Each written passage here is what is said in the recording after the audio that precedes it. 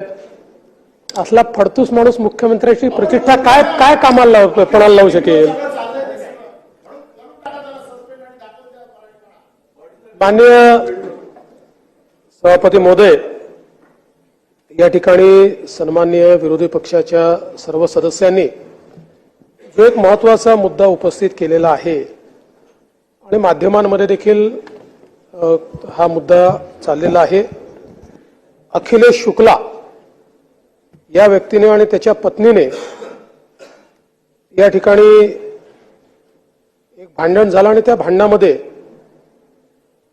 मराठी माणसाला अपमानित होईल अशा प्रकारचे उद्गार त्या ठिकाणी काढले, भांडण केलं, मारामारी केली आणि त्यातून एक संतापाची लाट सर्व लोकांमध्ये तयार झाली आहे।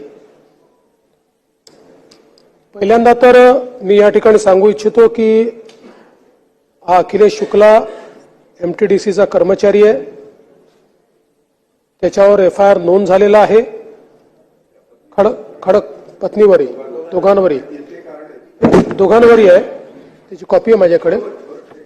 खडकपाडा पोलीस स्टेशनमध्ये दाखल करण्यात आलाय।